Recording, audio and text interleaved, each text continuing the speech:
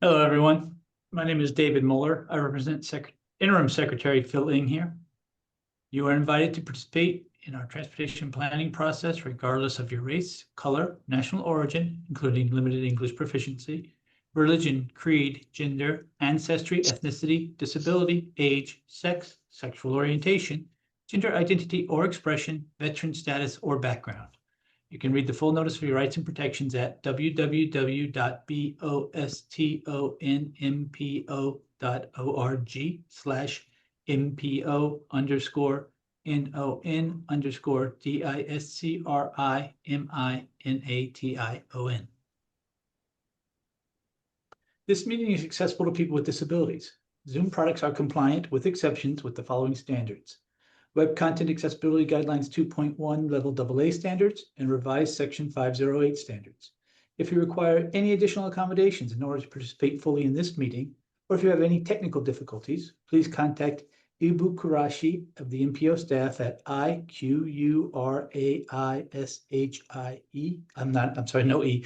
Let me start again. IQURAISHI@ctps.org or 857-702-3695 or via the chat box.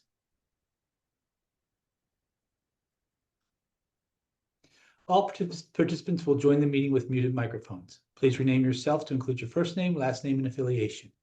After roll call, board members may mute and unmute themselves. Always remain muted unless actively speaking. To participate in the discussion, please select the raise hand function.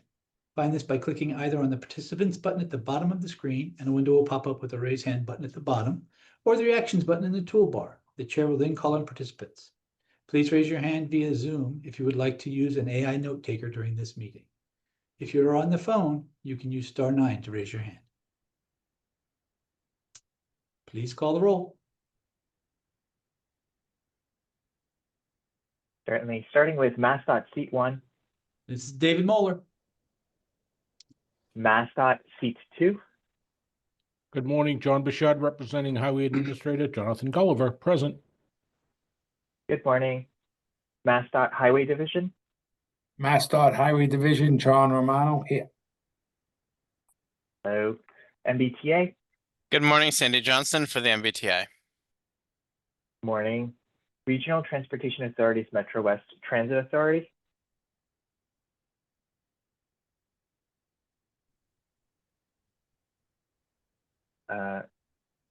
Once again, Regional Transportation Authorities Metro West Transit Authority.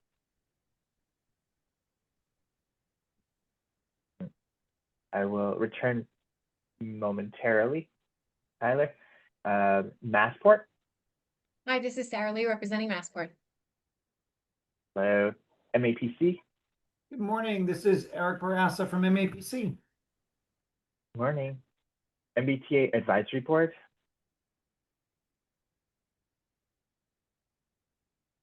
I do not presently see anyone from the MBTA Advisory Board. Advisory Council. Good morning. This is Will Palmer standing in for Caitlin Allen Connolly. Good morning. City of Boston, Seat 1. Good morning. This is Jen Rowe representing Mayor Michelle Wu in the City of Boston. Good morning. City of Boston, Seat 2. Hi, good morning. Patrick Hoey, representing the City of Boston and Mayor Michelle Wu. Good morning. At-large City of Everett. Good morning. This is Eric Molinari representing Mayor Carlo DiMaria and the City of Everett. Good morning. At-large City of Newton. Good morning. I'm David Kozis representing Mayor Ruth Ann Fuller in the City of Newton. Morning. At-large Town of Arlington. Morning. Leonard Diggins representing Select Board Chair Diane Hahn in Town of Arlington. Morning. At-large Town of Brookline. Good morning. Erin Chute, representing Select Board Chair Bernard Green with the Town of Brookline. Morning as well. Intercore Committee, City of Somerville.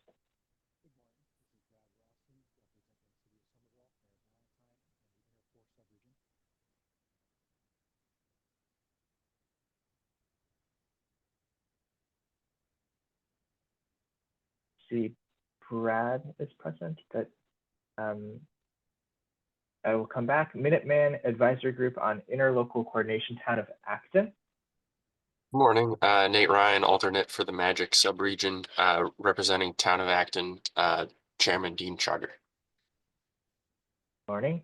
Metro West Regional Collaborative, City of Framingham. Dennis Giambetti, representing Metro West Region, and Mayor Charles Ziski of Framingham. Welcome. North Shore Task Force, City of Beverly.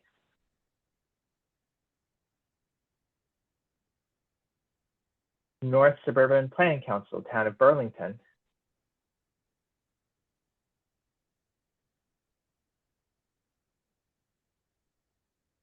South Shore Coalition, Town of Hull. Morning, Chris Diorio representing Hull Select Board Chair Erwin Nessoff. Welcome. Southwest Advisory Planning Committee, Town of Rentham.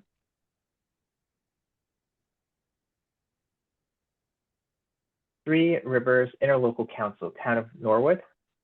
Good morning, Tom O'Rourke from the Town of Norwood, representing Trick Subregion. Good morning. Going to also call the Federal Highway Administration. I'm gonna briefly go back and call on the Inner Core Committee, City of Somerville. Good morning, Dave. This is Brad Rawson, representing City of Somerville, Mayor Ballantyne, and the MPO Inner Core Subregion. Good morning and welcome. Let me circle back also to the MBTA Advisory Board. Good morning, Hannah Swilakowski, MBTA Advisory Board. Morning, Hannah. Do we have the Regional Transportation Authority's Metro West Transit Authority with us? Yes, hopefully you can hear me now. This is Tyler Tarasi, representing Administrator Jim Nee for the Metro West Regional Transit Authority, present. Thank you, acknowledging and welcome. Thank you. Is there anyone else? Thank you. Is there anyone else on the roll who would like to be acknowledged this morning?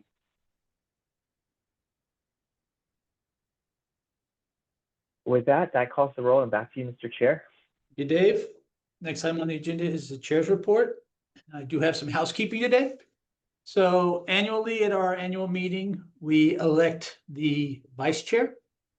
So I need nominations today, please, and then we will hold the actual election in our November 13th meeting. But if we could get nominations for the vice chair, that would be great. Does anyone have a person they'd like to nominate? Dennis Giambetti. Thank you, Mr. Chair. I will nominate MAPC to be the vice chair. Thank you. Jen Rowe. Jen Rowe, I will second that nomination. Thank you. Are there any other nominations at this time? Seeing none, I will call the nominations closed, and we will take the vote for the election on November 13th at our annual meeting. Thank you very much. Next up is Executive Director's Report. Tegan? Thank you. Sorry, it took me a moment to get off of mute there. But hi again, everybody. I'm Tegan Tyke. I'm the Executive Director of the staff to the Boston Region MPO, and I just have primarily a few staffing updates today, and then I'll just preview the agenda for the day as well, as I often do. So if we could go to the next slide, please. Next slide. So we have a number of resignations and retirements. You can kind of get a sneak peek at the names that are actually on the slide here, but just to kind of walk through them very briefly one by one. Brianna Aquino's last day will be this Friday. She has been working for us at the MPO as a human resource and operations coordinator, and in that role has played an essential role in keeping our daily operations running smoothly and doing a lot of important work coordinating and onboarding, coordinating the onboarding of and logistics around recruitment, maintaining personnel files, and supporting staff needs. So she's been doing a great job helping us make sure everything behind the scenes is running smoothly, and she'll be taking on a new role with the MassDOT Property Services Department. If you've worked with her while she's been at the MPO, please wish her well. And then yes, I went out of order. If we can pop back up to Adriana Frattini. Her last day is going to be with us on Monday, November 3rd. She's departing the MPO to go pursue her master's degree in social work. But since she's joined us since 2023, Adriana's been really instrumental in producing our annual MPO Transportation Improvement Program, or TIP. She's had a heavy role in the production of those TIPs over the last few years. And then she's also helped us she pioneered our new style of doing reports through story maps design. In particular, one of the earliest examples being the Unlocking the Blue Hills study, which received national recognition later. She's also been a really important ally internally and has been very committed to helping advance DEIA at the MPO. And we will miss her. So again, if you've worked with her, please wish her well. And then moving on to retirements, we spoke about Seth Asante at the last meeting and we had him say a few words. I have a few other retirements to announce. The first one, Mark Scannell. This is actually kind of a double retirement. Mark has been with us in a part-time programmer role for the past 9 years, and he's been supporting the finance and ops team. In this part-time role, he's been playing a key role in supporting our financial management system and making sure that it keeps running smoothly. But before that, he was a full-time employee of the MPO who retired after 34 years of service. So hence the sort of double retirement. But we have been extremely grateful for these additional years of his dedication, and we wish him well in his retirement. And then lastly, we have Paulette Amisano. She joined our team in 2014 while she was pursuing a graduate certificate in HR. And after she had already had a successful 30-year career in accounting and retirement planning. So she's been a really essential part of our team for more than 10 years. And she's been primarily the first point of contact for job candidates. And she's been really essential in the recruiting and onboarding on our staff. And she has actually had a hand in recruiting and onboarding more than 80% of our current staff. So I hope that if you did interact with her or have, please wish her well as well in her well-deserved retirement. Next slide, please. All right, so for today's agenda, we have 3 primary items after our usual business. First, we will have a presentation on the first amendment for the federal fiscal year 26 to 30 TIP. That will involve changes in cost for 2 of the regional target projects in federal fiscal year 26, so the nearest term year, along with the inclusion of some grant awards, specifically the Safe Streets and Roads for All grant awards for the 2026 program. And then next, we will also have a presentation about the TIP, but this will be around the project readiness guidelines. So Ethan Lapointe will spend some time talking about the work that the TIP Process Engagement and Readiness Committee has already been doing to develop ideas for benchmarks for project readiness across all 5 years of the TIP. And the goal today in discussing that work that's been done is to get some additional feedback from MPO board members and others, if you choose during this meeting, before we return to the board later this year with a more finalized proposal for a set of guidelines. And then lastly, we will have a Vision Zero action plan update. This update at this meeting is going to focus on summarizing stakeholder feedback that we received during that first public review, the public review, not the first public review of the draft action plan. That was endorsed back in 2025 and then went under a public review process. We'll also talk about the new Vision Zero dashboard and then also talk a bit about additional upcoming activities and a high-level schedule for Vision Zero in the coming year. So with that, next slide, please. So our next meeting will be in about 3 weeks, and that will be our annual meeting. The time and the date and time again is November 13th. It is at 1 p.m. Just want to make sure people note the different start time compared to some of our usual meetings. Instead of starting in the morning, we'll start at 1 p.m. We will have refreshments at the very beginning of it in just outside of the transportation boardroom, which as a reminder, there's no food or drink other than water allowed in the transportation boardroom. But hopefully we can enjoy some snacks during that half an hour before. Again, as a reminder, this is an in-person meeting, but there is a virtual option. So it is a hybrid meeting. And we have shared a draft agenda to this date just with board members, but it is still in a bit of refinement. So we will get out a more final agenda as soon as we can. But the estimated duration is about 2.5 hours. So you can also plan for that as well. And that's all I have. David, I'm happy to answer any questions. Thank you, Tegan. Any questions for Tegan? Seeing none, next item on the agenda is public comments. Is there anyone from the public who would like to comment at this time? Seeing none, if you want to comment during the meeting, raise your hand and we will try to call on you. Next item is committee chairs reports. Are there any? Jan Rowe. Thank you, Mr. Chair. The TIP Process Engagement and Readiness Committee last met on September 9th.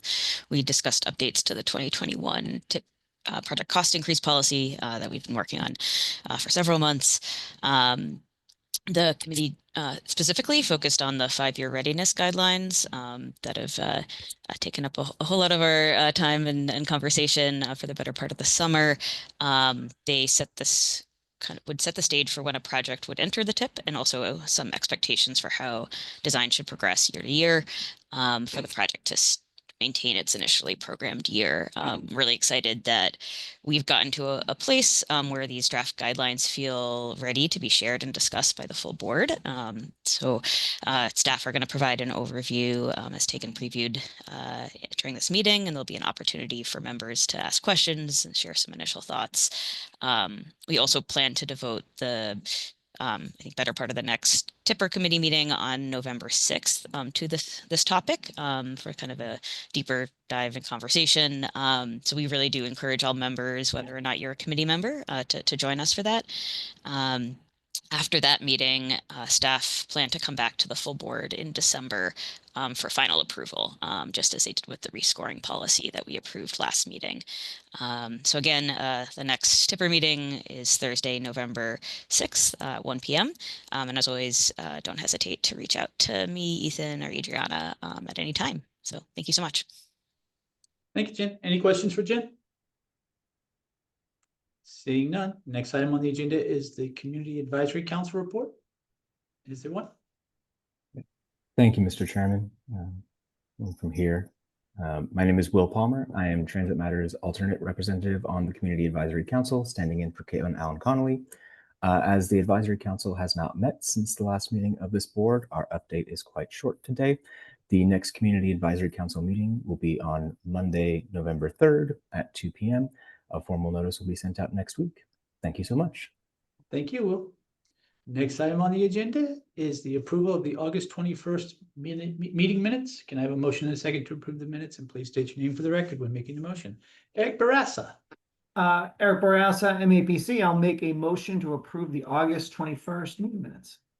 Thank you. Is there a second?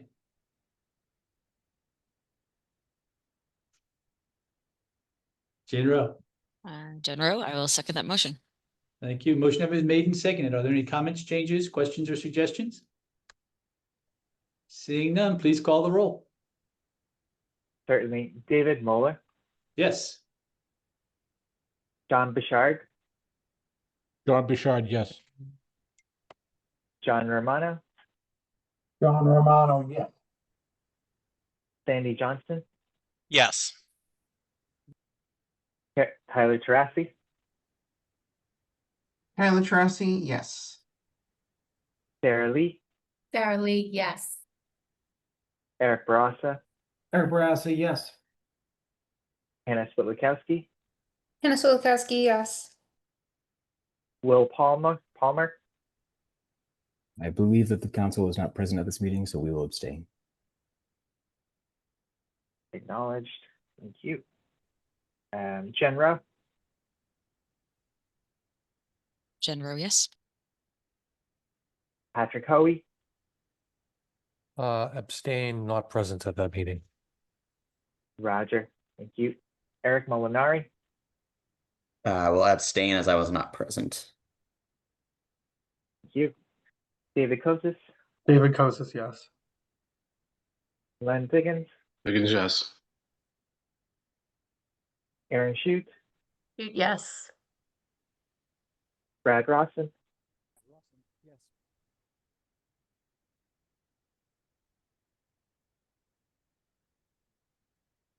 I will quickly circle back, no problem. Nate Ryan, Nate Ryan, yes. Dennis Giambetti, Dennis Giambetti, yes. Darlene Wynn, Darlene Wynn, yes. Chris Diorio, Chris Diorio, yes. Tom O'Rourke, Tom O'Rourke, yes. Acknowledging Brad's vote as yes. And is there anyone else on the roll that I have not called for this vote? This motion carries. Mr. Chair, thank you. Thank you. Next item on the agenda is the federal fiscal year 2026 to 2030 Transportation Improvement Program Amendment Number 1. Ethan Lapointe. Thank you. Good morning, everybody. My name is Ethan Lapointe. Today's first presentation is on the first amendment to the federal fiscal years 2026 to 2030 TIP. If we could go on to the next slide, please. So Amendment 1 includes cost increases on 2 projects that are currently programmed in the federal fiscal year 2026 Regional Target Program. It also includes some additional changes on funding sources for projects within the statewide highway program, including some returning discretionary grant funds that were previously included in the federal fiscal year 2025 to 29 TIP, in addition to some unobligated and converted federal earmark funding that is being allocated to other statewide highway and regional target projects. So these are sort of funding substitutions of projects that are currently funded in the statewide or regional target program, where a portion of that project's budget is now being funded through an earmark instead. It also includes an action that was conducted at the end of the federal fiscal years 2025 to 29 TIP, which was to delay the Stratton School Improvements Safe Routes to Schools project in the town of Arlington out of federal fiscal year 2025 and into federal fiscal year 2026. So with that, I'm now going to start working through each of these line items on the next slide to explain this a little bit further. Moving into some Safe Streets and Roads for All grant awards. Each of these next 8 line items are grant awards for the Safe Streets and Roads for All program that were awarded through the Boston region that were previously included in the federal fiscal years 2025 to 29 TIP, but the grants were either not fully obligated or not obligated during federal fiscal year 2025. So for this first project in the city of Boston, which is a Safety at 9 Key Intersections implementation grant, this project has a full funded amount of $11.25 million and was partially obligated in federal fiscal year 2025 for $987,500. This amendment is proposing that the remainder, $10,262,000 roughly, be programmed in federal fiscal year 2026.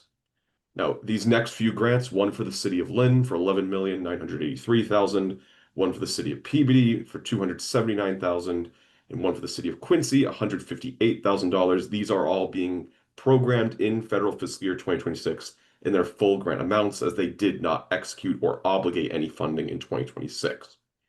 Similarly, on the next slide, these are a further few Safe Streets and Roads for All projects. Some of these are demonstration and planning. Others are full implementation grants as well, or supplemental grants. One for the town of Needham for $400,000, city of Somerville for $4,980,000, another for the city of Boston for $18 million, and one for the city of Everett for $113,400. And again, these are projects that were already included in the federal fiscal year 25-29 TIP. They just did not execute in 25. If we can move on to the next slide, there are a couple other grants here that are not Safe Streets and Roads for All, including one for the Metropolitan Area Planning Council, which is a congestion relief grant for $27 million, and one for the Prioritization Process Pilot Program Grant, or P4 grant, for the Central Transportation Planning Staff, MPO staff. This is a grant that's intended to improve the data-driven nature of how MPO staff select projects for prioritization within the TIP. That is $1,488,000 of award there. And again, it was previously programmed in fiscal 2025 of the prior TIP. I'll also note as well, just because the slide says it, that $1,488,000 is 100% federal as well. We can go on to the next slide. We then have some of those projects I mentioned earlier where there are earmarks that are being attributed to existing currently funded projects. So for example, one of these projects is the Ellis Elementary Traffic Calming Project in the city of Boston. This is a Safe Routes to School project. It is currently funded in full in the statewide highway program for $2,363,537. This amendment is proposing to incorporate a $391,364 earmark to substitute some of that statewide highway funding and also cover a small cost increase of $85,374. So there is a slight cost increase here, but overall the scope of work is unchanged on the project, and overall it is still the same scope moving forward. Similarly, another project here, although a little bit different, this is an earmark that's covering a full cost increase. This for guide and traffic sign replacement on Route 128 between Burlington and Reading. This project is currently funded in the statewide highway program for $1.85 million. It will also receive funding through the earmark discretionary program for $467,219. The total project cost is $2,319,000. And then the other is for the Belmont Community Path design only. This is a design earmark only, not for construction, but a $1 million earmark with $250,000 in match to design improvements to the Belmont Community Path, which is Belmont's section of the Mass Central Rail Trail. We can go on to the next slide. There's also one project in here which has a combination of a cost increase proposed for funding through the Regional Target Program, in addition to the incorporation of an earmark. This is for the shared use path connection at Route 28 and Wellington Underpass in the city of Medford. So the project is currently in the fiscal 26 Regional Target Program for $5,488,945. It has a new total federal participating cost in the range of about $8 million. Now, to get to that $8 million figure, which is about a $2.5 million difference here, there's going to be an additional contribution of about $430,000 from the earmark discretionary program, and further funding to the tune of a little over $2 million from the regional target program as well in fiscal 2026. So this is drawing from the set-aside unallocated balance of target funds.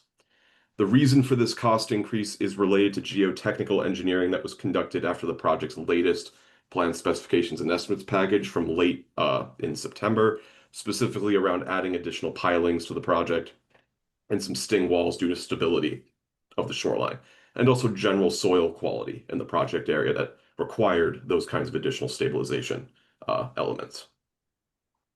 We can move on to the next slide. Also returning from a prior amendment, this one specifically Amendment 14 of the 2529 tip, is the Stratton School Improvements Project in the town of Arlington, returning to federal fiscal year 2026, or I should say, returning back into the regional target program after it failed to make an advertising date in federal fiscal year 2026. So it will be funded in full by target dollars for about $2.3 million. Then there is a small cost increase on a Blue Bikes expansion project in the city of Chelsea. This one increasing from $107,785 to $132,561. This difference reflects a cost estimate change when the city submitted their funding request on this project. That was based on a cost estimate from about winter 2024 into 25, so around last November. A year later, the new cost estimate for that same scope of work is in the range of $132,561. And if we can go on to the next slide, I believe we have one more change here. This is a bridge preservation contract for 10 bridges in Burlington, Linfield, Wakefield, and Woburn. This is a project that's currently funded in the statewide highway program in fiscal 2026 for federal funding. This project is being shifted towards a non-federal line item, which is funded with fair share amendment dollars. So that is state funding. It does not need to be listed in the tip. So while this tip amendment is removing it from the 2026 statewide highway program, MassDOT is still delivering this project, just with non-federal funding to do so. We can go on to the next slide. And on the next, please. Staff are requesting that, given this is an amendment, that Amendment 1 be released for a 21-day comment period, which will start on Monday, October 27th, and conclude November 22nd at 5 p.m. And with that, I'm happy to take any questions. Thank you, Ethan. Questions? Eric Barassa. Thank you, Mr. Chair, and thank you, Ethan, for that overview. I have two questions. One, just in general about the earmarks. Those are congressional earmarks, right? And are they targeted at a specific federal fiscal year, or is that or is that just when sort of the project deems sort of ready by MassDOT and the municipality? So I believe these earmarks are actually different from prior earmarks that have been incorporated in the tip, because I think they are converted earmarks. So I would actually need to defer. Yeah, want me to help you? Want me to help you? Yeah, thank you. Okay. Eric, these are repurposed earmarks. So every year, Federal Highway at the end of the fiscal year gives us the opportunity to repurpose funding from previously earmarked projects where the project came in under budget, or for whatever reason, there's money left over from an earmark for a previous project. There are rules around it, and that you have to use that earmark for a location within 25 miles of the original earmark. There's a time limit of when you have to actually get them programmed and obligated again. So this is, every year my staff goes through the process of culling that list, figuring out what projects are ready in the tip that could actually use the money because there is a time limit. And then we go to each MPO and reprogram additional money that is from previously earmarked projects that are, most of them are completed and the money's left over, and there's no reason not to spend it on something else. That's great, David. Thank you for that answer. That's really, really helpful. And then Ethan, do you know for the Belmont project, is that for the second phase of to extend the project to the Waltham line? I can follow up with you on that, but I don't know that at this time, which phase it's for. Thank you. Other questions? Brad Ross, I see you waved your hand at me. Chair, sound check. Can you hear me? Yeah, we can hear you. Apologize for the audio issues earlier. Chair, just a quick question on one specific project that's proposed for an adjustment. I think this board and its tipper committee has done a really great job engaging with Mass DOT to understand risks like the geotechnical issues that were just described for the Medford-Wellington Bridge project. I'd love to ask a quick question about the information sharing with our partners at DCR, because if they have a different process that results in delays or scope changes or cost increases, I'd love to make sure that that learning is fed into the discussion that we will have later this meeting, Chair, as well as in the Tipper Committee on November 6th. Can anybody advise on that, please? Thank you. Anybody? Someone will find an answer for you, Brad. I guess nobody has the answer today. Any other questions on this tip amendment? Seeing none, please, can I get a motion in a second? I'm sorry. Can I get a motion in a second to release this amendment for a 21-day public process? Eric Barassa. Eric Barassa, MAPC, I'll make a motion to release this amendment for the 21-day public comment period. Thank you. Is there a second?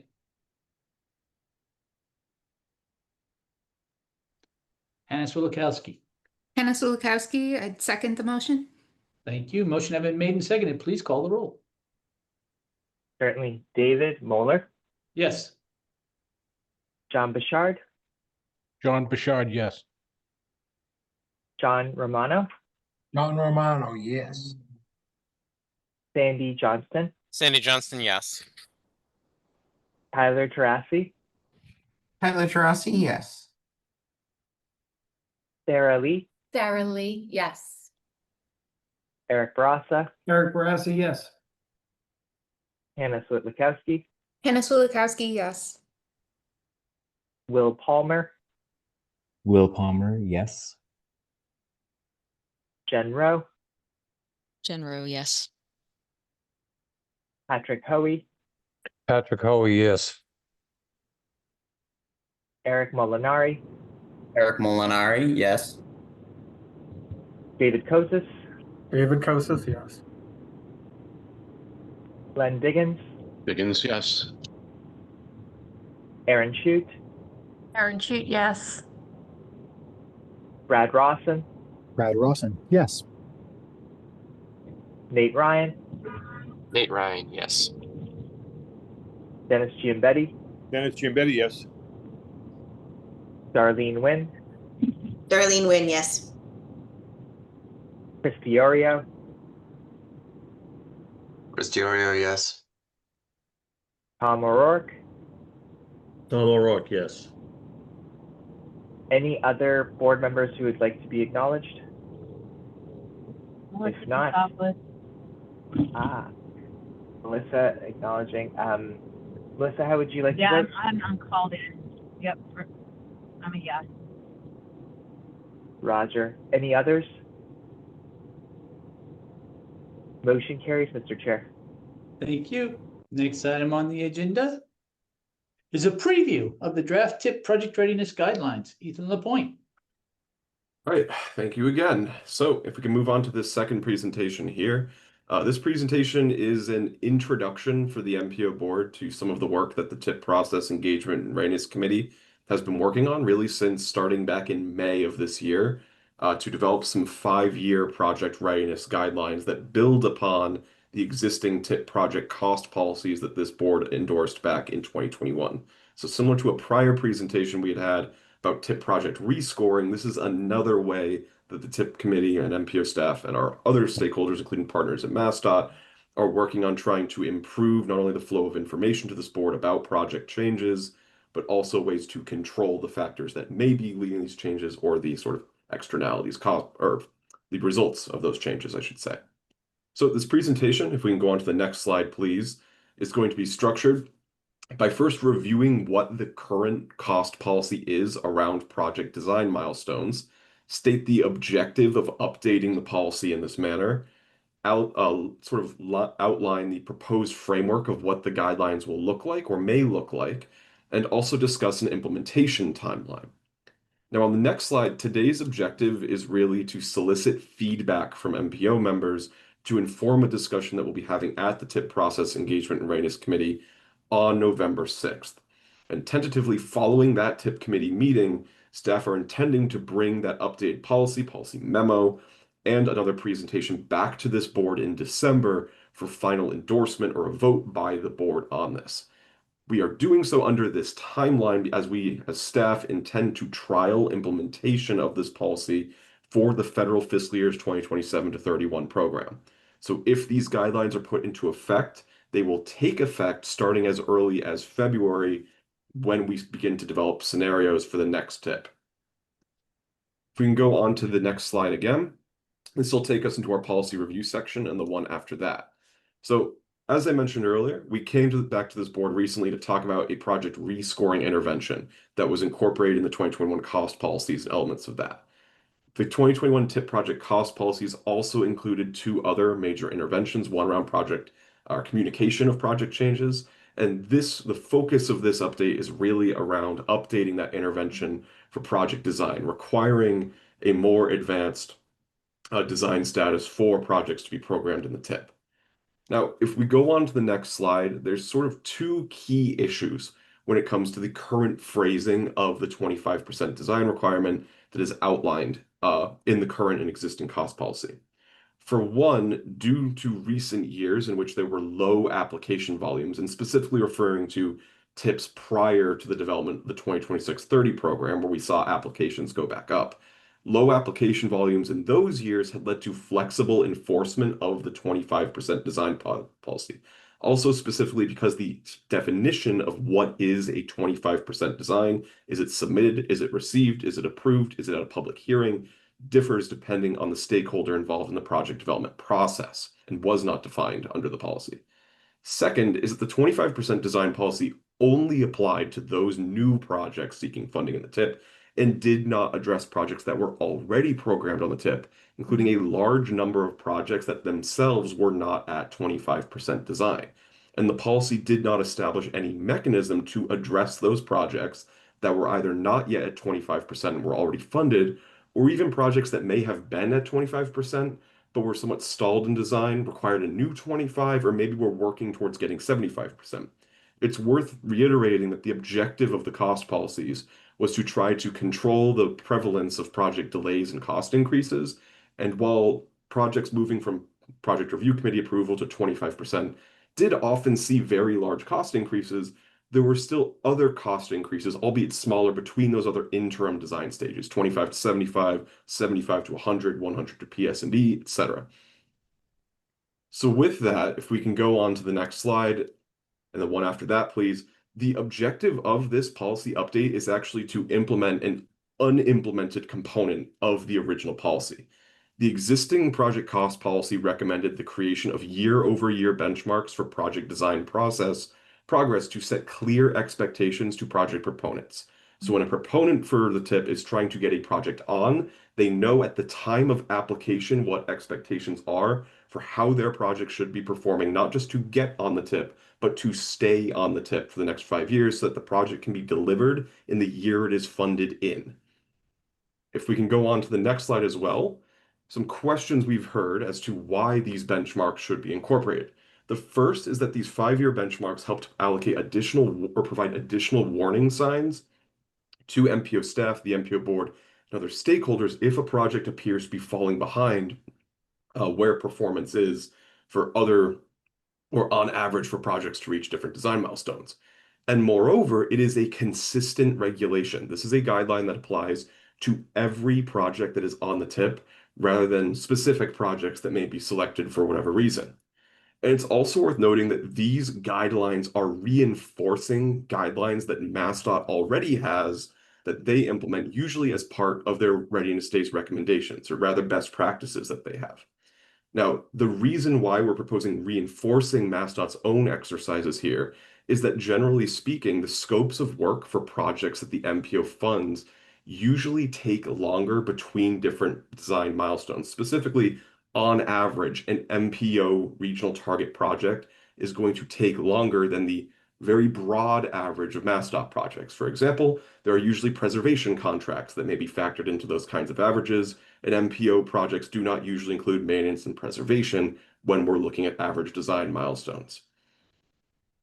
So if we can go on to the next slide, I'd also like to reiterate that given we're looking to sort of reinforce existing practices here with this, that staff have been coordinating closely with MassDOT's program management team as we've been working to develop this process, in addition to relaying this information and soliciting feedback from the TIP process engagement and readiness committee. This has been intended to sort of confirm the consistency of the analysis that MPO staff conducted to reach these guidelines that I'll be showing later in the meeting. Specifically, staff looked at, and I have to give, when I say staff, I really mean Adriana Jacobson here, as to who looked at the numbers on the average time it took for projects that successfully advertised for construction to move between each of the individual design stages of the TIP. And based on that historic performance of projects and how they've moved through the design process, that is how these guidelines were developed. And these were MPO target funded projects specifically. We've also found through coordination with this program management team at MassDOT that our guidelines also line up with MassDOT's own internal analysis of how projects should perform as well, generally speaking. And we also had discussed some discrepancies we'd seen within the statewide highway and regional target project timelines, specifically that these guidelines are just a little bit more strict than those of MassDOT, but that goes back to what I said earlier about reinforcing the fact that the average MPO project is going to take longer than the average MassDOT, for example, roadway resurfacing within the existing right-of-way kind of project. Which again, this is an average. This is not to say they do not do trickier projects, but our average project is trickier. So with that, if we can go on to the next slide, what we're really trying to do, again, just to restate this, is to establish new rules for how scenarios are getting developed when we present the TIP to the MPO board every spring.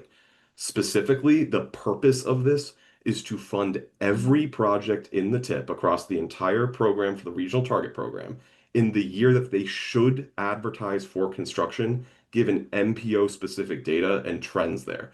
So this is meant to be a data-driven exercise around these different kinds of projects and years they're slotted. Not just looking at the 5th year of the TIP, but the first 4 years of the TIP as well. And the reason we're doing this again, just to restate that need, is that over these past few years, even after the 2021 cost policies were put into effect, we've seen a worsening of several trends. And if we can go on to the next slide, specifically, this is really to reduce delivery of locally led, municipally prioritized and proponent, or regionally prioritized municipal proponent projects. This has led to shifts of near-year funding in the TIP to projects that have not yet been scored or evaluated for the TIP, and often are not municipally led projects. And in addition, these delays and cost increases have now snowballed to limit the amount of funding available now that project applications have gone back up to support new projects for those municipalities that are not on the TIP yet, that are trying to get on the TIP. What we're fundamentally talking about here is that delays and cost increases have reduced the reliability of the TIP to be a financial resource for municipalities, the ones that are on it currently to depend on the money that they may already have and the position they are in, and the projects that are not yet on the TIP to have a chance to obtain that funding. So to move into the framework, there are three elements of this. If we can go on to the next slide and the one after that, please, to this proposed readiness policy. Today, we're mostly going to be talking about the main component of this policy, and that's what we're referring to as the minimum design requirement for each of the 5 years of the TIP. This is a policy that would establish a minimum design threshold or milestone to justify a project's programming in a given year of the 5-year plan. There are two sort of secondary elements to this policy as well. The second one is the next milestone requirement. Those who have been with us for several TIP development cycles may be familiar with how staff may assign risk to a project, which is not necessarily a programming action, it's more of a flag. This next milestone requirement would codify a methodology by which staff would assign risk by looking at project schedules and requiring that project proponents provide those schedules each year that are updated to assess whether or not the project will move and will meet its next milestone, not just the current design stage, but its next expected design stage to demonstrate momentum. And if it's not, that will trigger a risk flag. We're also going to be requiring a regular cost update for each project in the TIP. So currently, project cost updates usually only arrive when there is a design milestone change. We'll be updating that to ensure that project proponents provide a cost estimate update at least once every 1.5 years. So not annually, but likely a project cost update in the 5th year, the 3rd year, and the 1st year of the TIP. So if your project is on the TIP for 5 years, you would be expected to provide at least 3 new cost estimate updates to continue to be classified as low risk for remaining in the TIP. Again, these are not programming action changes, that next milestone and regular cost. The only one of these elements that would likely promulgate a programming change is that minimum design requirement, which is why that's the focus of today's presentation. So to really get into it, on the next slide, I'll show the first 4 years and these guidelines. Again, these are guidelines that are rooted in how successful projects have been delivered over the past few years. So this is rooted in sort of data of actual project delivery. What we have seen as part of these guidelines is that generally a project that is in year 1 of the next TIP, so for this purposes, we're using the 2027 to 31 frame. So if a project will hold 2027, it should have a 100% design submission, by February or March of this coming year. For a project to hold year 2 in federal fiscal year 2028, come this February or March, it should be at 75% design approved or aiming to submit a combined 75% and 100% submission, which I will note is not a very common kind of submission, but there are certain projects that do that, which is why we add that nuance in here. Year 3 is where we see a 25% design public hearing threshold. Now, there was some discussion this past spring about what is a 25% design. The 25% public hearing is that final stage of the particularly long 25% design process, which I'll get to on the next slide when we get there. But this is basically to say that this is equivalent, in fact, it's a little bit further along than what I'd say is a 25% approved. And for year 4 projects, that is a 25% design that is marked as received by MassDOT with MassDOT staff comment resolution also in place. So the municipality has submitted their 25, MassDOT has marked it as received, reviewed it, submitted comments back to the municipality. The municipality and their designer have resolved those comments, so they are now working towards their 25% public hearing at that stage. And again, these guidelines are all based on how projects have actually successfully advertised across 5 years. Now, if we go on the next slide before we really get into what the year 5 guideline is, there is an update to this versus the current cost policy. And this is specifically a new threshold for new projects to get on the TIP. And this is a pre-25% design submission. Now, while the name says pre-25%, and I'll get into that on the next slide, this is a response to how, over the past 4 years since the policy was adopted, the 25% design stage is a much more mature design stage than it was when the policy was written. Specifically, projects on average are taking nearly twice as long to go from projects that had advertised when that 2021 cost policy was in place took on average about 1.5 years to move from project review committee approval to 25% design. Now, projects that are currently funded in the TIP on average are taking just shy of 3 years to get from project review committee approval to 25% design. This is because the 25% design process now incorporates more design elements earlier to iron these out before the project gets too mature in scope. This is a measure that was incorporated to reduce the possibility of project delays and scope changes later in the design process. So this is a beneficial measure, but the net impact was sort of raising the barrier to entry to get a project on the tip. And we're seeing this if you look at how the 25 to 75% design timeline changes, where projects that are advertised actually took more time to get from 25% to 75% than projects that are currently programmed on the tip to do so. Though it is also worth noting that it is still taking more time overall to design projects. So what is a pre-25% submission? If we can go on to the next slide. A pre-25% submission is actually a formal design milestone that MassDOT identifies that follows project review committee approval. So this is an interim milestone between 25% and project review committee. And it has not previously been something factored into how MPO staff have sort of evaluated new projects. This is an element that was provided as part of, I believe, the October 2023 project development and design guidelines that MassDOT had developed, which includes, as part of the pre-25% process, which I've also included in a graphic on screen here, most of the major design elements that drive the 25%. And specifically, this gets back to the spirit of the project cost policy, ensuring that the project scope is is unlikely to change as it continues in design, and that there is a new and updated project cost estimate.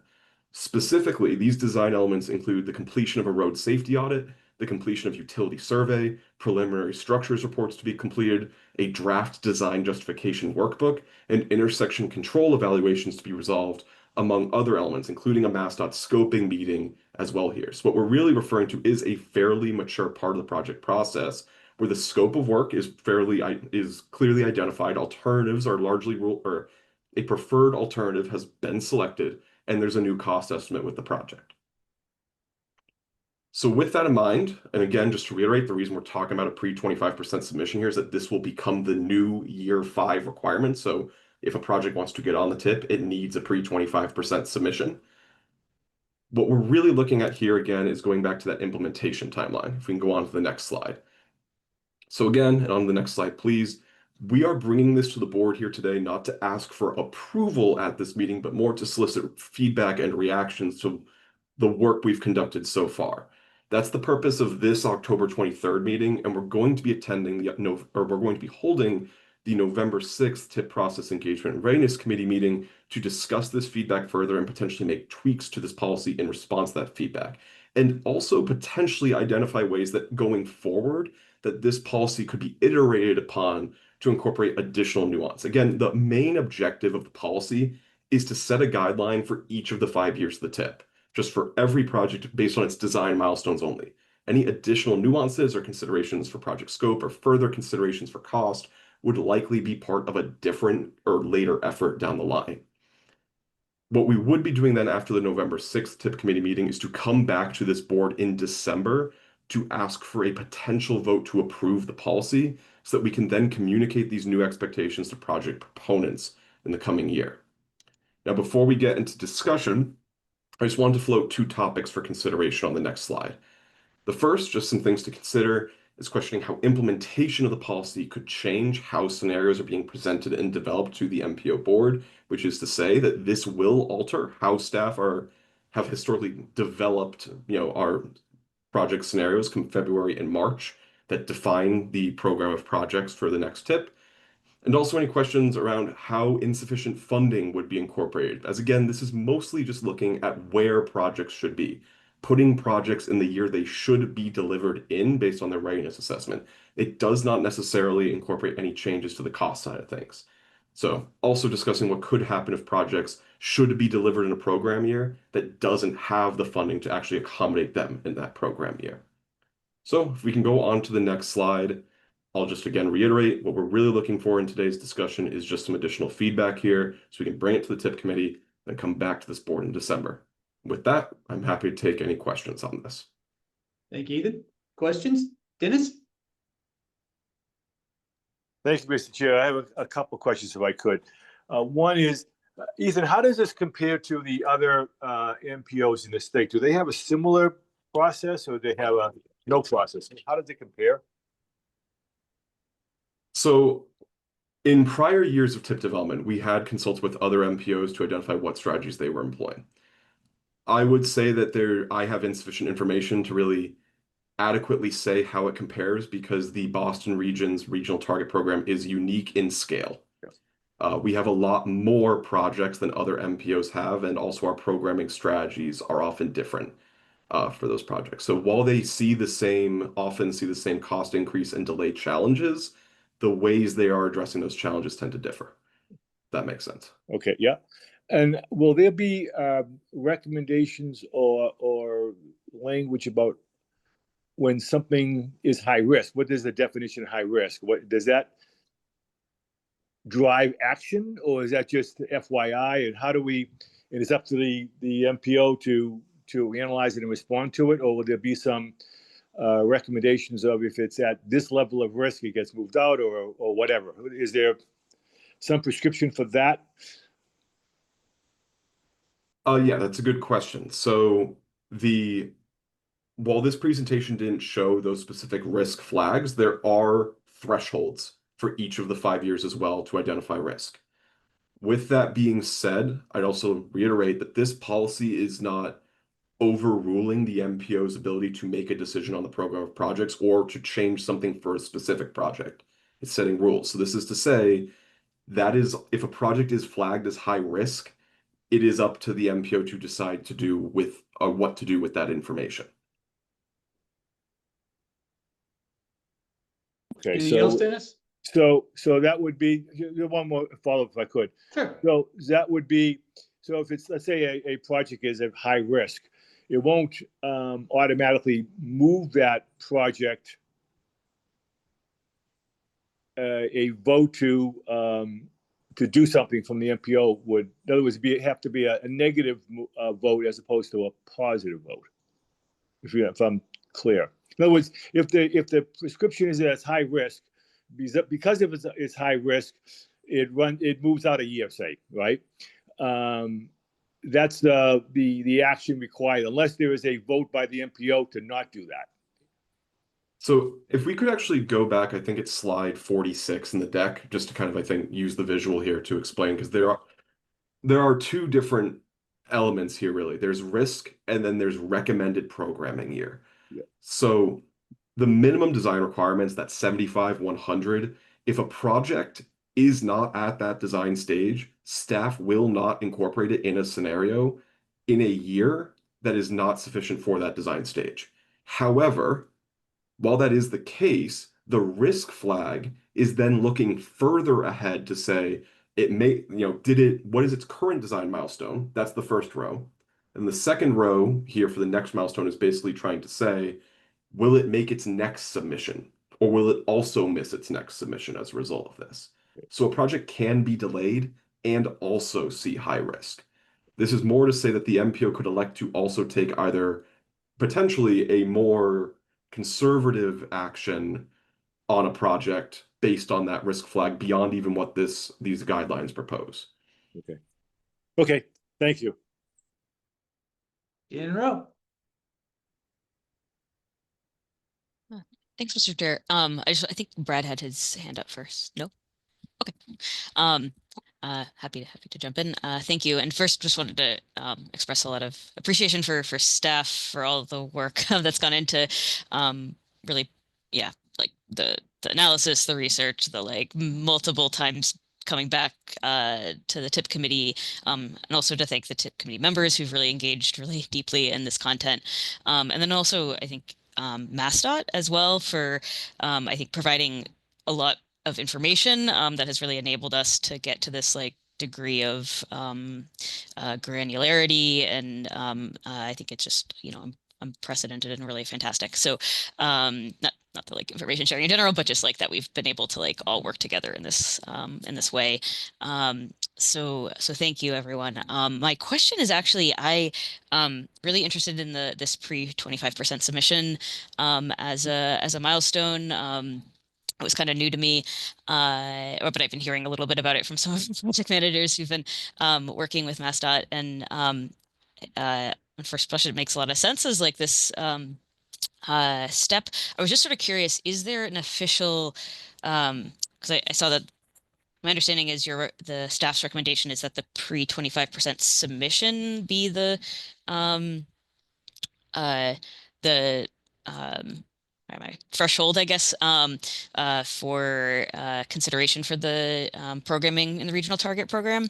I was curious, is there also a pre-25% acceptance as like an official MassDOT step? And I was sort of curious between the if so, like what the difference between those two in terms of, I guess it's probably too soon to know how much risk is involved of like scope changes or whatnot from like submission to acceptance, but I was just curious about what staff's thinking was in that.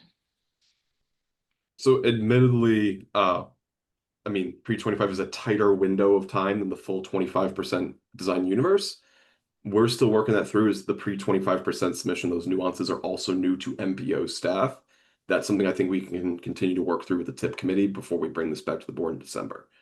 But I think as far as what, as staff, I would be thinking is that would lean more conservatively towards an approved pre-25%, again, to meet the spirit of the original cost policy.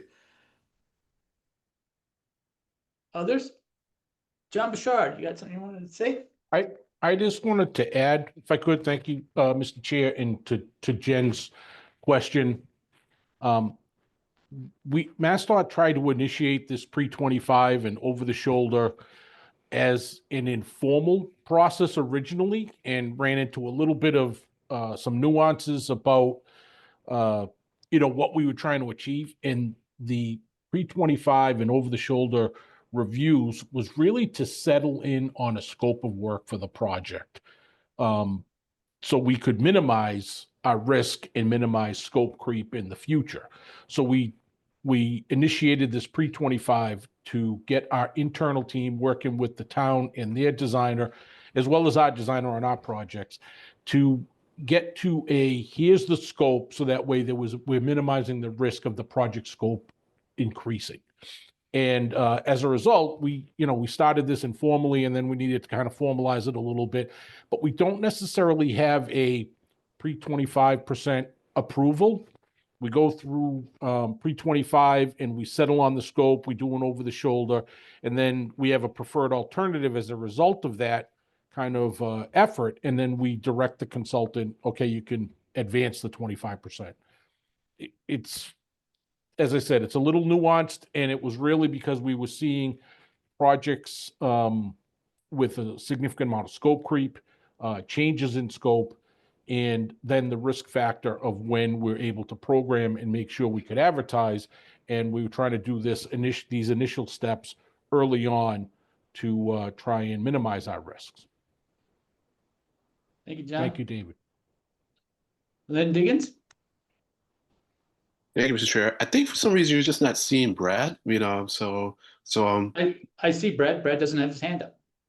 Oh, I see his hand up. I'm sorry. That's why I keep saying that. Okay, so no problem. Oh, now Brad is now raising his hand this way. He doesn't have a hand up button, I guess. But go ahead, Lynn. We'll take Brad next. No problem. I see the button though, so I think there's something going on that I can see the button and you can't. But anyways, John actually triggered a question, in addition to the two short ones I had. Was there some pattern to the scope creep, John? If I can ask you, Mr. Chair. I'm sorry, Len. Was there a pattern to the scope creep? You said that you were seeing scope creep, and was there a kind of pattern to the scope creep, or was it kind of like all over the place? I'd say scope creep is a pattern in general. Right, but a pattern in the scope creep itself. We try to achieve so much. Yeah. And I try to get my team, because we're focused on delivering projects to a schedule and minimizing risk. And I try to get my team and our district teams to focus on, this was the project that was originally approved and the purpose and need, and stay with that purpose and need. And there may be other work outside those limits that should be considered, but does it need to be part of this, or is it something else entirely? Is it a bigger scope project? Is it something else that we should be looking at? And that's been our scope creep, is that expansion of the limits, adding items to a project that were not originally anticipated. And to get to, the root of Ethan's presentation, it was, we've programmed a project and we're moving towards delivering that to that program.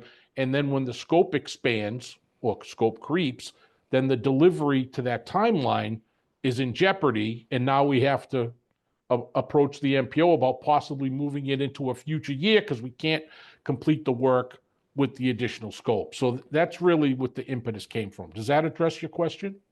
Well, kind of me, because I was just wondering if maybe there was like a regulatory aspect made to the scope creep. Because I mean, I've asked a similar question, and then we found that because of maybe increased requirements for resiliency, things like that, that were not the fault of the proponent, that then the scope increased. So I was just trying to understand to what extent the proponents were responsible for a scope increase versus other circumstances that weren't the cause. The fault, for lack of a better word, the proponents. That's what I was getting at. So thank you very much. And Thank you. And so quickly, I'm in favor of the pre 25%, but I think it's something that I'm working on. I'm concerned about, as a board. Do we think that this requirement will create barriers? Especially to smaller municipalities, to getting on the tip in the fifth year? I'm not sure who's that directed to, I Len. know. I was thinking that myself. So maybe I should just say that was a large net.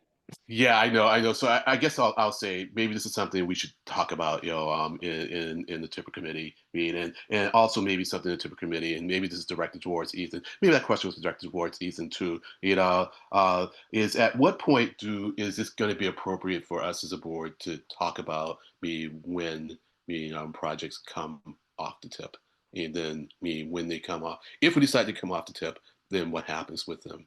Because as I see this is kind of like pushing, the problem back into potentially year 4, where we end up with a whole bunch of projects that kind of bunching up in year 4, and then as you said, we aren't really determining what happens when we get to like year 3 or 4, and we don't have enough funding in that year. It's like, what do we do?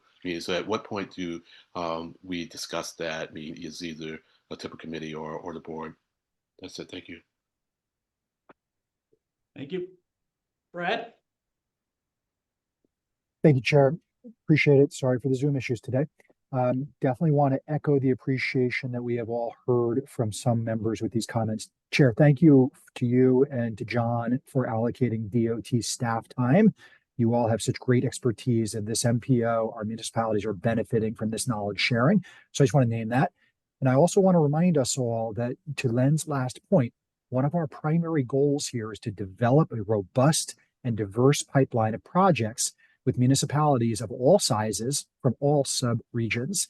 We have a risk factor, Chair. We have actually built this bench and this pipeline, but Ethan and Adriana have diagnosed this huge risk to actually allowing those bench projects to get on the tip.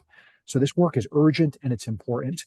I have a quick question, and I would like this group to be thinking through whether the design pilot projects that we have funded to develop that bench, if those design budgets are enough to meet these excellent standards that Mass DOT currently uses. I don't think we need a robust discussion today, but I would ask whether whether MPO staff can work with DOT staff to just back check scopes and budgets and make sure that things like intersection control evaluations, preliminary structures reports are scoped out in those design pilot budgets. Why don't I pause, Chair, if it's okay, and then I'll have one last question. Yep. Ethan, you want to talk about the design pilot and how we determine the appropriate amount of funding per project? Yes. So now that I think the projects that were in the fiscal 2025 first year of the design pilot, most of them have gone through contracts, received their independent estimates. For the most part, those projects were seeking funding to get to 100% design, and the independent estimates and the quotes that we've seen some municipalities get in align with that figure. There have been a few projects that have been off. Those were usually the ones that came in the about $250,000, $600,000 range for the initial ask. So there is a need for some of the projects that have been already selected to identify further design funding. There are others, usually the ones that had the higher estimates when they came to us in the first place, that do not yet seem to have that need. Thank you. Brad, did you have another question? Chair, this is, thank you very much. This is also just kind of a medium-term request that we can follow up on. I'd like to make sure that between partners like Mass DOT, Mass Municipal, and MAPC, we are considering training mechanisms for staff so that as municipalities in particular think about trying to get projects certified, that they know what they're getting into. Yes, municipalities can always pull budgets together and hire consultants to advise on these processes.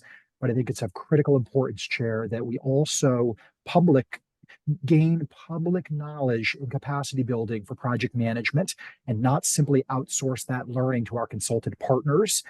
Municipal staff need to actually be doing the work hand in hand with consultant partners and DOT staff. So I'm curious whether there are training mechanisms that we can all consider in the years ahead to keep this pipeline robust. Thanks a lot. Thank you, Brad. Adriana? Hi, I just wanted to respond to Len's question about the concern about projects getting backed up, because I think that is like a real concern. We did base, Ethan and I did base these guidelines on past successful projects. So it's not necessarily like a random project pace, but the pace of project design is subject to change. It has changed in previous years, and it will change again. So the idea is that these guidelines can be malleable. Like if the project design pace changes based on, for example, more requirements for 25% or less for 75%, etc., we can change them over the years. So we would keep track if projects are getting backed up at a certain year, because that would be a real concern. So thanks for bringing that up. Other questions or comments? Seeing none, so I think I had a schedule on one of your slides, Ethan. We'll see you again sometime in November and then a vote in December. Is that true? Yes, so it will be a TIP committee meeting in November. Okay. So the next time we as a board will see you is probably in December for a vote on this. Yes. Okay, thanks. Thanks, everybody. Next item on the agenda is Vision Zero Action Plan Update. Allie Clayman. Good morning, everyone. My name is Allie Clayman. I'm the Vision Zero manager for the MPO. Next slide. So our agenda today is to have an overview of the engagement that we did in July and August for the draft Vision Zero Action Plan. Over the past couple of months, we've developed a much more robust Vision Zero data dashboard that I'll give an intro to. And then I'll highlight the work that we're planning on undertaking over the next 8 months or so, now that we have the grant amendment that allows us to do more work on the Vision Zero Action Plan through next June. Next slide. And next slide. So we finished the draft action plan at the end of June this year, and then we spent July and into August doing a lot of outreach and engagement with a lot of support from our talented engagement team. We put out a public survey that we got 150 responses to. We heard from 22 municipalities. We hosted a virtual public meeting, and we went out into the community and attended several events where we tabled and talked to people about transportation safety. So the next few slides summarize the feedback we got from this engagement. Next slide. We wanted to keep the public survey short and focused, so we asked 3 questions. What are your top roadway concerns? What interventions do you support the most? And what do you see as the biggest challenges to improving roadway safety? And I listed the top 3 responses to each of these questions. So for concerns, We heard that people are most concerned about roadway user behavior, unsafe street design, and lack of enforcement of current traffic laws. This relates to speeding, seatbelt use, and cell phone use. In terms of interventions, people express most support for local safety policies for large vehicles, local safe streets ordinances, and increased roadway safety education, specifically about distracted driving and speeding, targeting both older and younger drivers. And then in terms of the biggest challenges to improving roadway safety, the top 3 responses we got were lack of funding for safety improvements, lack of political support, and long timelines for project implementation. Next slide. Respondents also left numerous comments in the open-ended responses. So this just summarizes some of the key themes in those responses. We heard again about concerns about distracted driving. We received several specific comments about safety along the Minuteman Bikeway, including bicycle and pedestrian safety at roadway crossings and roadway user and path user behavior, making people feel unsafe. And then a key third theme in the open-ended responses are some differing thoughts on street design changes. So multiple responders commented on speed humps and no turn on red interventions, with some in support of those safety changes and some expressing concerns. Next slide. And then here's a summary of the input we received at the public meeting and the public events we went to. 3 of the main challenges mentioned were, again, lack of enforcement, roadway user behavior, and local resistance to street design changes.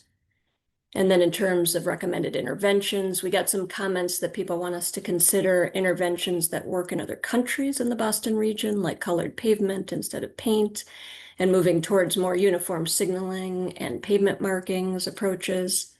We heard interest in the education aspect of roadway safety, both in passing laws that require retesting for license renewals for older drivers, and at the other end of the age spectrum, mandating roadway safety training and education in schools. An interesting thing to note is that we keep hearing the same things.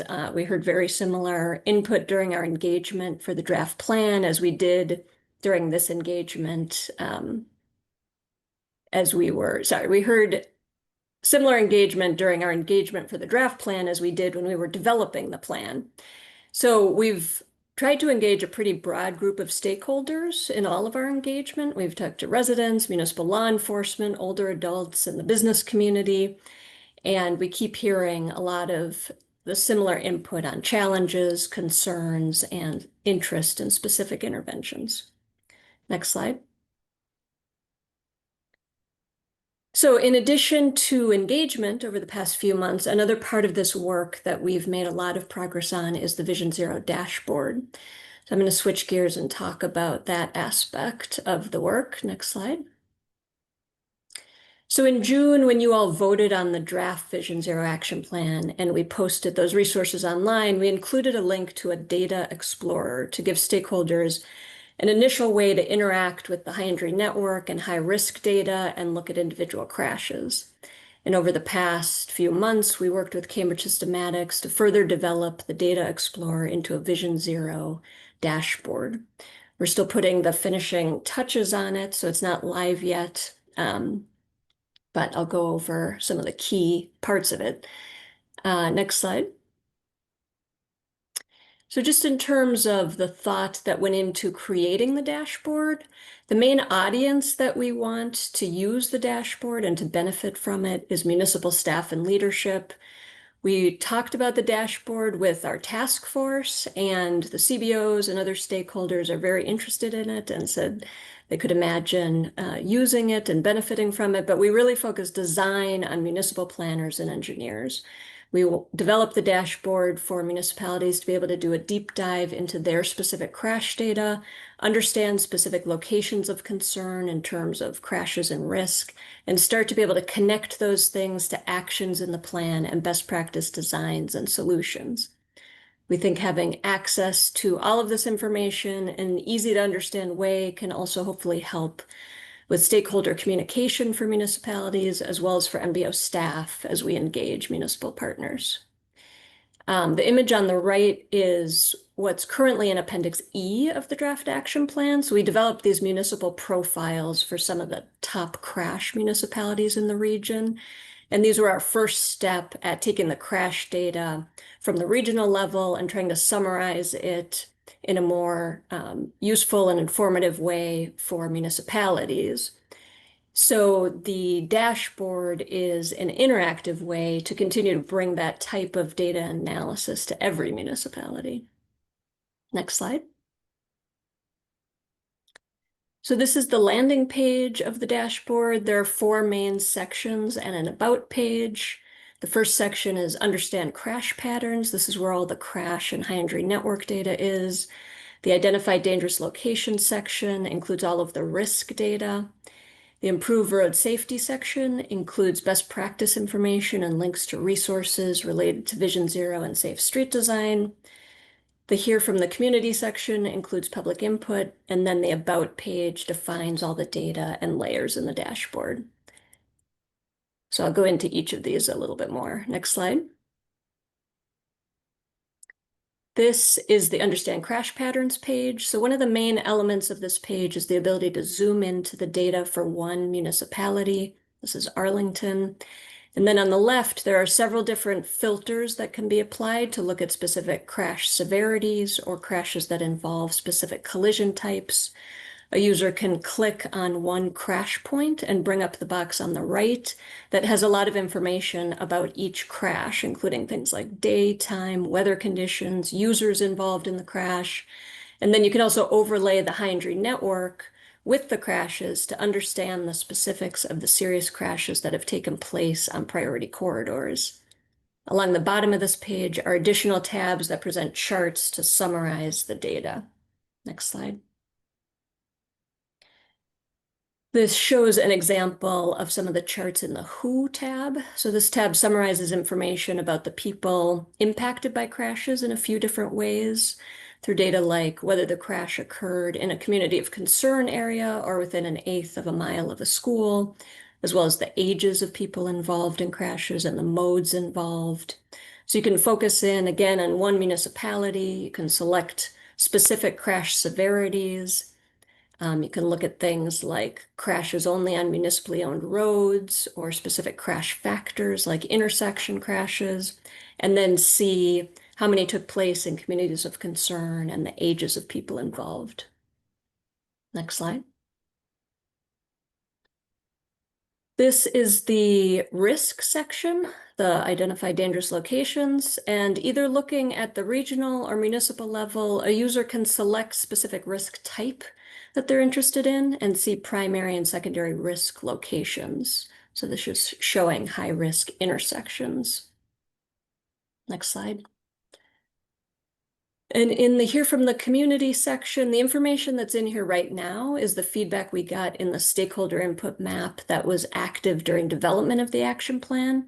So that's all in here, and this is still open, so people can continue to enter comments and safety concerns, as well as ideas for interventions or solutions at specific locations. Next slide. And the last section is a list of best practice resources and guides from USDOT, Mass DOT, and the MBTA, and municipalities in our region. So eventually we'd like to expand this section and explore connecting it more closely to the recommended interventions and actions in the action plan. But for now, it's a list of resources.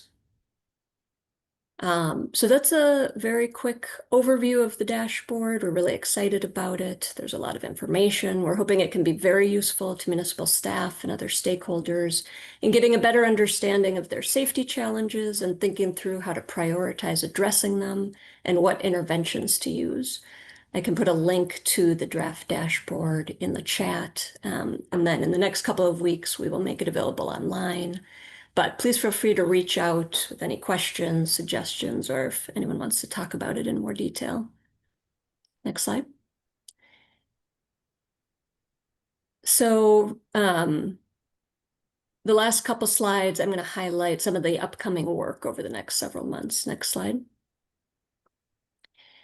The main things we're focused on as we continue to work on the action plan and to finalize it in the summer of next year are project and strategy development.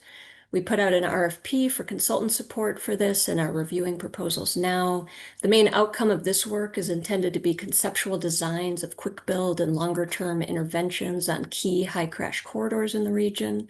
We also intend to continue our work on more interim target setting, so looking at how and where to prioritize actions in the action plan to aim for meeting more specific crash reductions on the way to zero. We'll continue engagement with the task force, CBOs, and municipal partners, and we'll finalize the action plan by the end of June. Next slide. And this just shows all of that in a timeline format, but the one thing to highlight here is MPO involvement. We'll be coming back 2 to 3 times with updates between November and May, and then in late May or early June, we'll have the final action plan for your review and endorsement. So thank you very much. Thank you, Ally. Any questions for Ally? Tom O'Rourke. Thank you, Mr. Chair. No, this is really great. I appreciate all the work you've done here. Are you able to get, I saw somewhere in there, one of the items listed was distracted driving. And it amazes me how many people I see on cell phones driving around, and it scares me. Are you able to gather any data on that in terms of how much that plays into some of these accidents? We have that in the crash data in terms of the crash factors or the emphasis areas. So the crashes can be analyzed by that. Great. I think that's excellent. Other questions? General? Yeah, thank you. And thanks for this presentation, Ally. I didn't really know what was going to be presented today, and the dashboard is very exciting. So I'm looking forward to sharing it with colleagues. And I was just reflecting a little bit on how useful it'll be, like, even though Boston has a pretty robust Vision Zero program of our own, to be able to point to another source that's not the city, like, for example, in some of our meetings, and say, hey, you don't need to take our word for it. Like the MPO, maybe a more neutral party in some cases, is really saying that this is a corridor of concern, will be really helpful. My question is just, I saw that there's this, I'm glad that there's continued ability for folks to submit additional locations that they're seeing concerns at. I am hopeful that getting that when the dashboard is published, that'll generate some interest and more people would want to contribute. I was just curious how that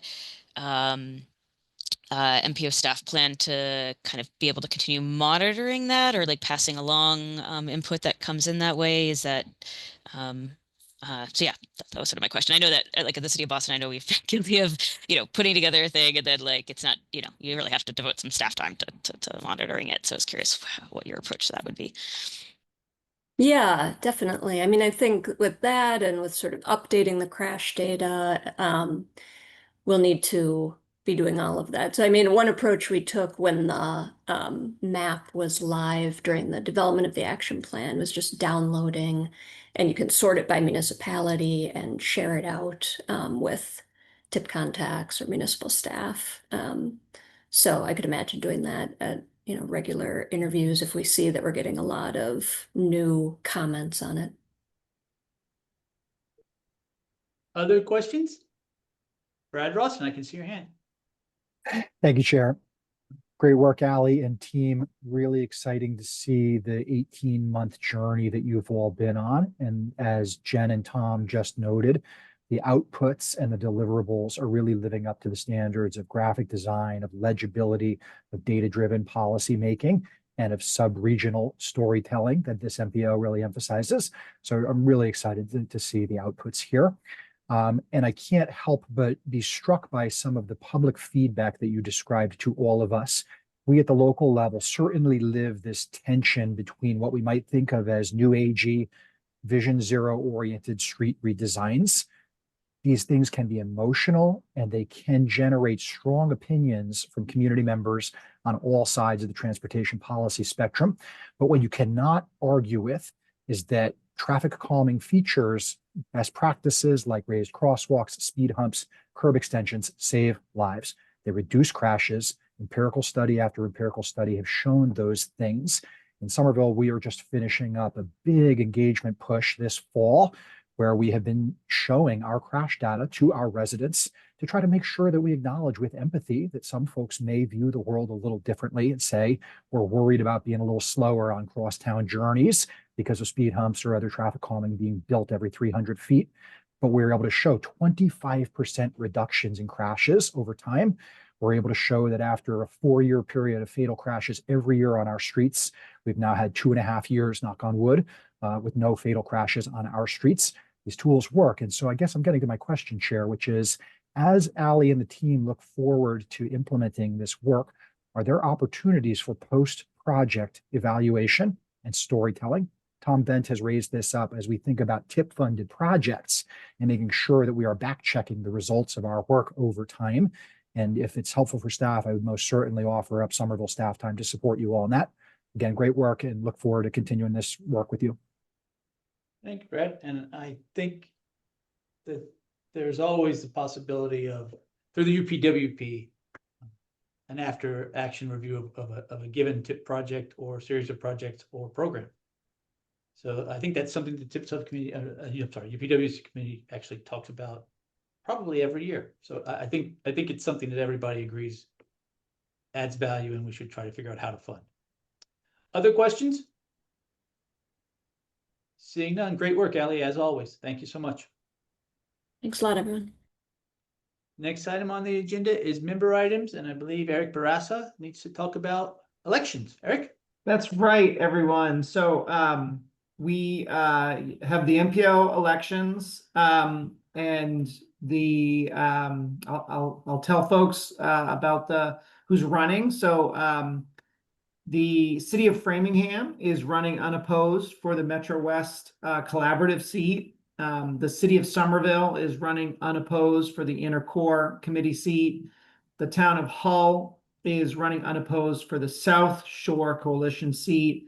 And the town of Lexington is running unopposed for the Magic seat, the Minuteman Advisory Council on Interlocal Coordination. The town of Acton had decided not to run again. So the town of Lexington will be new. They've been on it previously on the MPO, then they stepped down. They're coming back. So that's exciting. So they're all unopposed. However, we still have the electronic ballot out there. We sent those out to mayors, to select board chairs. And so any encouragement you can do for your municipal CEOs to vote would be great, even though they are unopposed seats. And then we will formally sort of announce these seats at the MABC Fall Council meeting, which is next Wednesday in person in Arlington, starting at 9 a.m. And I'm happy to take any questions. Any questions for Eric? Seeing none. Thank you, Eric. Thank you. Sandy Johnston. Thank you, Mr. Chair. I just wanted to share a couple of things that have been previously shared by our team here at the MPO that are actually going public now, or being presented to the MPO or to the MBTA board, excuse me, the meeting going on at the same time very shortly. One of those is our mobility integrations plan, which I'm proud to announce is now live on the website. I just put the link in the chat. Thank you to CDPS several years ago for their work on a research report that helped spawn this. Thank you to the MPO for your feedback when we presented this to you in July. The other thing is our Choose Transit Full T-Ahead service priorities. That website is also up as of this week. I just put it in the chat. Feel free to consult, reference, ask me or my team questions about any of these materials. And thank you for your partnership over all these years. Thank you, Sandy. Hannah? Thank you, Mr. Chair. I just wanted to update the MPO and let everyone know that as part of the MBTA Advisory Board, we've been going to many of our 170 municipalities and visiting town halls and city halls. And within a lot of our conversations, the MPO has actually come up as a positive asset to many of our communities. And so I just want to emphasize the work that we're doing. It's really great to hear the positive feedback. And another thing that we have been doing is letting communities that serve within the MPO know that if they have any issues or questions, they can certainly connect with Brian, who can help connect with the MPO staff as needed, obviously as things come up. But I just wanted MPO members to know that, you know, we're out in all of our different communities and it doesn't go unnoticed, the work, whether it's the tip or just even general projects that have been happening, that the MPO is recognized. Thank you, Hannah. Any other updates?